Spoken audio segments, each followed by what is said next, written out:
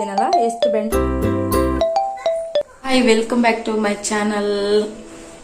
ಇವತ್ತು ಸಂಜೆಯಿಂದ ನಾನು ವ್ಲಾಗ್ ಸ್ಟಾರ್ಟ್ ಮಾಡ್ತಾ ಇದ್ದೀನಿ. ಇವಾಗ ಸ್ನಾನ ಎಲ್ಲ ಮಾಡಿ ಬಂದೆ. ನಾನು ನಿನ್ನೆ ಫ್ರೈಡೇ ನಾನು ಪೂಜೆ ಮಾಡಿರಲಿಲ್ಲ, ಹಾಗಾಗಿ ಇವತ್ತು ಸಂಜೆ ಪೂಜೆ ಮಾಡ್ತಾ ಇದ್ದೀನಿ. ಯಾಕಂದ್ರೆ ಇನ್ನು ಮಂಗಳವಾರ ಮತ್ತೆ ಶುಕ್ರವಾರ ನಾನು ಪೂಜೆ ಮಾಡ್ತೀನಿ, ಮಿಕ್ಕಿದ ದಿವಸ ಎಲ್ಲ ನನ್ನ ಹಸ್ಬೆಂಡ್ ಪೂಜೆ ಮಾಡ್ತಾರೆ. ಹಾಗಾಗಿ ಇವತ್ತು ನಾನು ಪೂಜೆ ಮಾಡಿಲ್ಲ, ಮಂಗಳವಾರ ತನಕ ಕಾಯ್ಬೇಕು, ಅದು ನನ್ನ ಮನಸ್ಸಿಗೆ ಸಮಾಧಾನ ಇಲ್ಲ. ಅದಕ್ಕೋಸ್ಕರ ಇವಾಗ ಸಂಜೆ ಮಾಡೋಣ ಅಂತ ಮಾಡ್ತಾ ಇದ್ದೀನಿ. ಇನ್ನು ದೇವ್ರ ಪಾತ್ರೆಗಳೆಲ್ಲ ತೊಳಿಬೇಕು, ಎಲ್ಲ ಫುಲ್ ಕ್ಲೀನ್ ಮಾಡ್ಕೋಬೇಕು. ಅದೆಲ್ಲ ಪೂಜೆ ಎಲ್ಲ ಆದ್ಮೇಲೆ ಮತ್ತೆ ನಾನು ನಿಮ್ಗೆ ಸಿಗ್ತೀನಿ. ನೋಡಿ, ಇಲ್ಲಿ ಚಿಪ್ಸ್ ತಿಂತ ಕೂತಿದ್ದಾಳೆ, ಟಿವಿ ನೋಡ್ತಾ. ಹಾಯ್ ಪ್ರಜ್ಞಾ, ಹಾಯ್.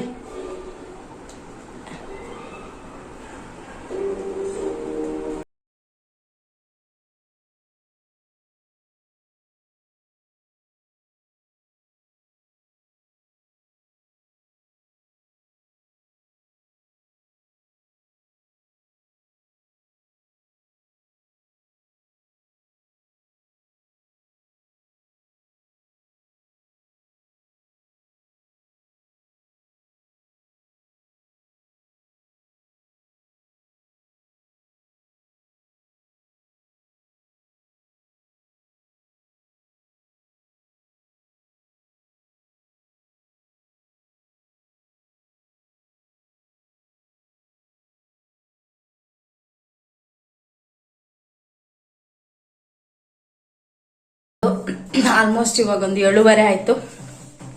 ಇವಾಗ ಏನಾದ್ರು ಸ್ವಲ್ಪ ಹಾರ್ಲಿಕ್ಸ್ ಮಾಡಿ ಕುಡಿಯುದು, ಮತ್ತೆ ನೋಡುವ, ಮತ್ತೆ ಸಿಗ್ತೀನಿ. ಇವಾಗ ಸ್ವಲ್ಪ ಹಾರ್ಲಿಕ್ಸ್ ಎಲ್ಲ ಪ್ರಾಗ್ಯಂಗ್ ಮಾಡಿ ಕೊಟ್ಟು. ನಾನು ನಿನ್ನೆ ಪೂಜೆ ಮಾಡ್ಬೇಕಾಗಿತ್ತು, ನಿನ್ನೆ ನಾನು ಮಾಡಕ್ ಆಗ್ತಿರ್ಲಿಲ್ಲ, ಹಾಗಾಗಿ ಇವತ್ತು ಮಾಡಿದೆ. ಇಲ್ಲಾಂದ್ರೆ ನಾನು ಫ್ರೈಡೇ ಪೂಜೆ ಮಾಡೋದು. ಮತ್ತೆ ನನ್ನ ಹಸ್ಬೆಂಡ್ ಅಂದ್ರೆ ನಾನ್ ಮಾಡಿದ ಪೂಜೆ ನನಗೆ ಸರಿ ಆಗುದು. ಇನ್ನು ನಾನು ಮಂಗಳವಾರ ಪೂಜೆ ಮಾಡೋದು. ಅದಕ್ಕೆ ಸಂಜೆ ನಾನು ದೀಪ ಇಡ್ತೀನಿ, ಬೆಳಿಗ್ಗೆ ಅವರು ಸ್ನಾನ ಮಾಡಿರ್ತಾರಲ್ಲ, ಹಾಗೆ ಅವರು ಪೂಜೆ ಮಾಡ್ತಾರೆ. ಅದಕ್ಕೋಸ್ಕರ ಇವಾಗ ಒಂದು ನೆಮ್ಮದಿ ಆಯ್ತು, ಮನೆ ಒಂಥರ ಅಟ್ಮಾಸ್ಫಿಯರ್ ಚೇಂಜ್ ಆಗೋಯ್ತು ಒಂದು ಪೂಜೆ ಮಾಡಿದ ತಕ್ಷಣ. ಅದೇ ಒಂದು ಖುಷಿ ಅಷ್ಟೇ.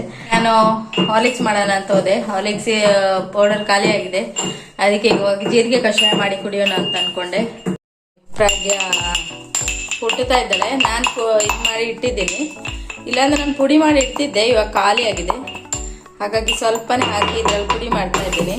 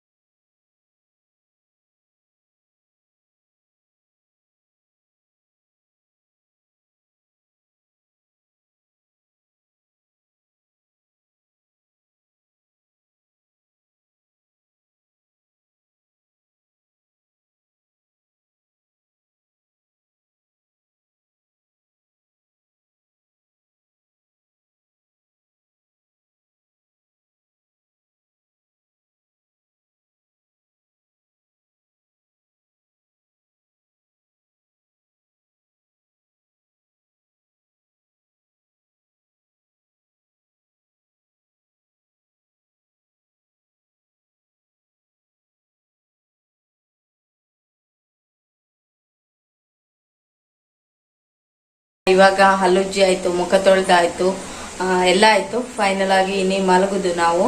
ಆಲ್ಮೋಸ್ಟ್ 11 ಗಂಟೆ ಆಗ್ತಾ ಬಂತು. ನನ್ನ ಹಸ್ಬೆಂಡ್ ಬರುವಾಗ 12 ಗಂಟೆ ಮೇಲೆ ಆಗುತ್ತೆ. ಹಾಗಾಗಿ ನಾವು ಮಲಗ್ತೀವಿ. ನಿನ್ನೆ ಕೂಡ ಲೇಟ್ ಆಗಿತ್ತು ಮಲಗೋದು. ಇವತ್ತು ಫುಲ್ ಡೇ ಬ್ಯುಸಿ ಇದ್ದೆ, ಫುಲ್ಲು ಸುಸ್ತಾಗಿ ಹೋಗಿದೆ. ಓಕೆ, ನೀವು ಈ ವಿಡಿಯೋ ನಾಳೆನೂ ಕಂಟಿನ್ಯೂ ಆಗುತ್ತೆ. ನೋಡೋಣ ನಾಳೆ ಏನಾದ್ರು ಸ್ಪೆಷಲ್ ಆಗಿದೆಯಾ ಇದ್ರೆ ನಿಮಗೆ ನಾನು ತೋರಿಸ್ತೀನಿ. ಓಕೆ, ನಾಳೆ ಬೆಳಿಗ್ಗೆ ಮತ್ತೆ ವಿಡಿಯೋನ ಕಂಟಿನ್ಯೂ ಮಾಡ್ತೀನಿ. ಎಲ್ಲರಿಗೂ good night. Next day morning ಇಂದ ಮತ್ತೆ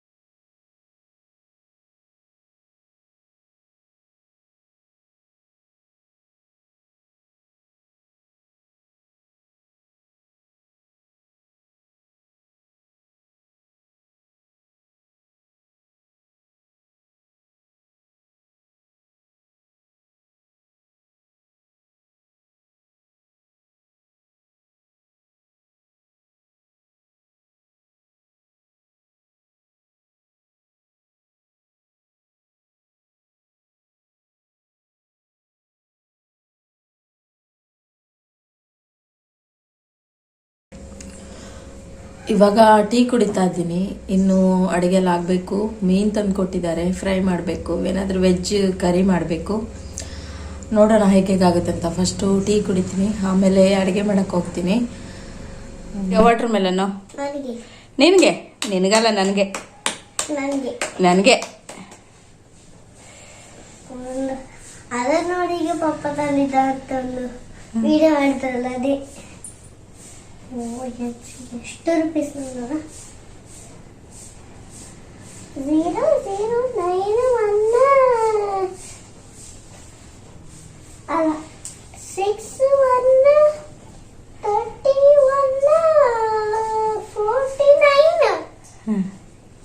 ಕೆಜಿ ಇದೆ.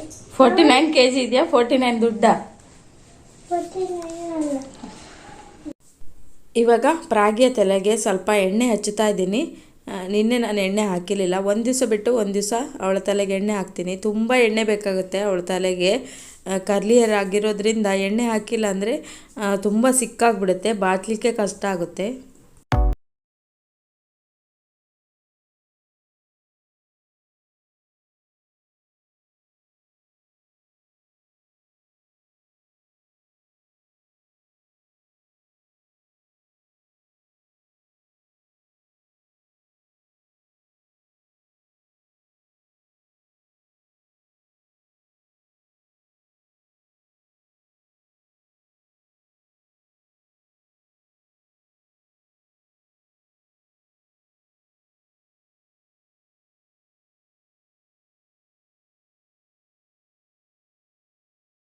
ದೊಡ್ಡ ಮೀನನ್ನ ಕಟ್ ಮಾಡಿ ಈ ಥರ ಸ್ಲೈಸ್ ಮಾಡ್ಕೊಂಡಿದ್ದೀನಿ. ಇವಾಗ ಏನಂದರೆ ಉಪ್ಪು ಖಾರ ಎಲ್ಲ ಚೆನ್ನಾಗಿ ಹಿಡಿಯುತ್ತೆ, ಫ್ರೈ ಚೆನ್ನಾಗಾಗುತ್ತೆ. ಅದಕ್ಕೋಸ್ಕರ ಈ ಥರ ಕಟ್ ಮಾಡಿಬಿಟ್ಟು ಇದಕ್ಕೆ ಮಸಾಲೆ ಹಾಕಿದ್ದೀನಿ.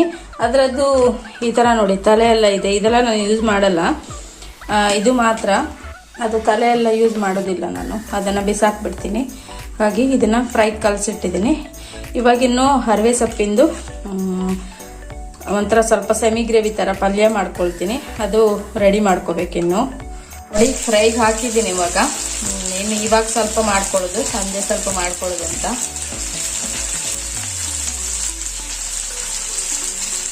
ಓಕೆ, ಇವತ್ತು ಹರವೆ ಸೊಪ್ಪಿದು ಪಲ್ಯ ಮಾಡೋಣ ಅಂತ ತೊಗೊಂಡಿದ್ದೀನಿ. ನೋಡಿ ಹರವೆ ಸೊಪ್ಪೆಲ್ಲ ಕಟ್ ಮಾಡ್ಕೊತಿದ್ದೆ, ಬುಡವನ್ನೆಲ್ಲ ಕಟ್ ಮಾಡಿ ನಾನು ಬಿಸಾಕ್ತೀನಿ. ಆಮೇಲೆ ಫಸ್ಟೇ ಚೆನ್ನಾಗಿ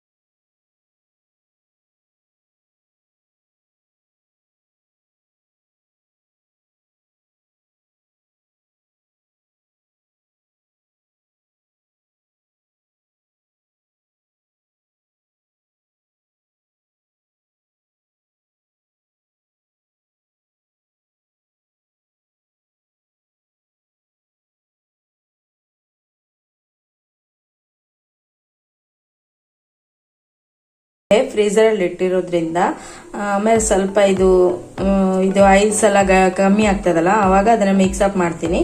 ಈಗ ಇದನ್ನ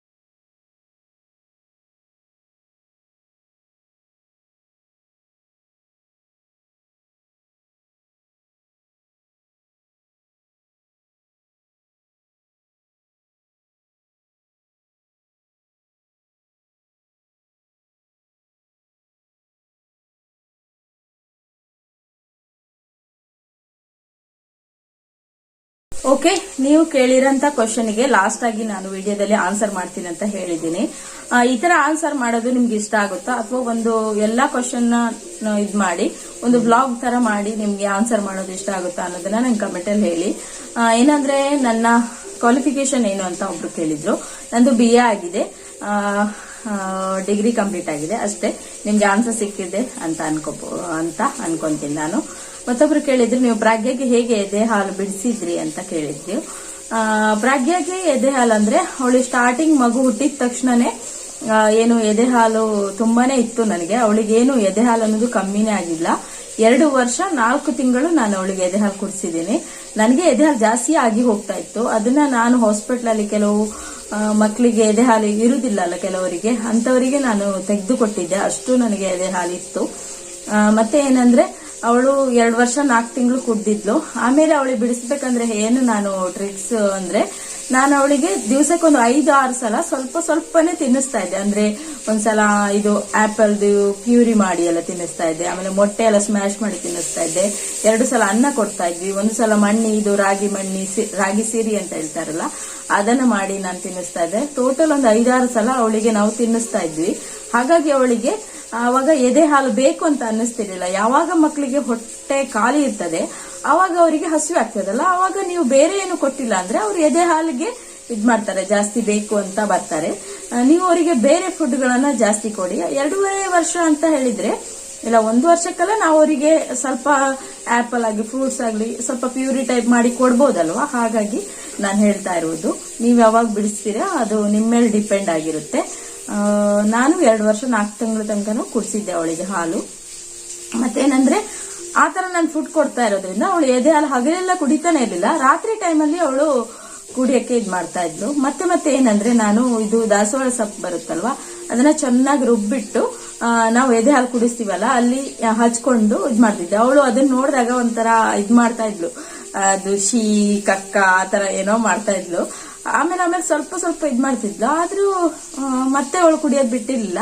ಆಮೇಲೆ ಇದು ಬೇವಿನ ಎಣ್ಣೆ ಅಂತ ಸಿಗ್ತದೆ, ಮೆಡಿಕಲ್ ಅಲ್ಲೆಲ್ಲ ಸಿಗ್ತದೆ, ಅದನ್ನ ತಗೊಂಡು ಹಚ್ಕೊಂಡೆ ನಾನು. ಅವಾಗ ಅದು ಕಹಿ ಇರ್ತದಲ್ವಾ, ಅವಾಗ ಅವಳಿಗೆ ಇದು ಹಾಲು ಕಹಿ ಅನ್ನೋದು ಮೈಂಡಲ್ಲಿ ಬಂತು. ಆಮೇಲೆ ಅವಳು ಹಾಲನ್ನ ಬಿಡಕ್ಕೆ ಸ್ಟಾರ್ಟ್ ಮಾಡಿದ್ಲು. ಅದು ಕಂಪ್ಲೀಟ್ ಆಗಿ ಬಿಟ್ಲು ಅಂತಾನೆ ಹೇಳ್ಬೋದು. ಈ ಟ್ರಿಕ್ಸ್ ನ ನೀವು ಯೂಸ್ ಮಾಡಿ ನೋಡಿ, ನಿಮ್ಗೂ ಯೂಸ್ ಆಗ್ಬೋದು ಅಂತ ಅನ್ಕೊಂತೀನಿ. ನಿಮ್ಮ ಒಂದು ಕ್ವಶನಿಗೆ ನಾನು ಆನ್ಸರ್ ಮಾಡಿದ್ದೀನಿ. ಏನಾದರೂ ಡೌಟ್ ಇದ್ರೆ ನೆಕ್ಸ್ಟ್ ವಿಡಿಯೋದಲ್ಲಿ ನನಗೆ ಕೇಳಿ. ಓಕೆ, ಈ ವಿಡಿಯೋನ ನಾನು ಇಲ್ಲಿಗೆ ಎಂಡ್ ಮಾಡ್ತೀನಿ.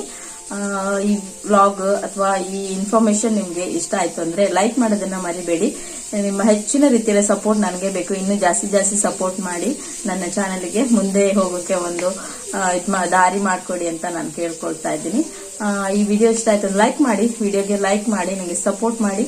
ನೆಕ್ಸ್ಟ್ ಇನ್ನೊಂದು ವಿಡಿಯೋ, ಇನ್ನೊಂದು ಕಂಟೆಂಟ್ ಜೊತೆ ನಿಮ್ಮ ಮುಂದೆ ಬರ್ತೀನಿ. ಅಲ್ಲಿವರೆಗೂ ಟೇಕ್ ಕೇರ್, ಬಾಯ್ ಬಾಯ್.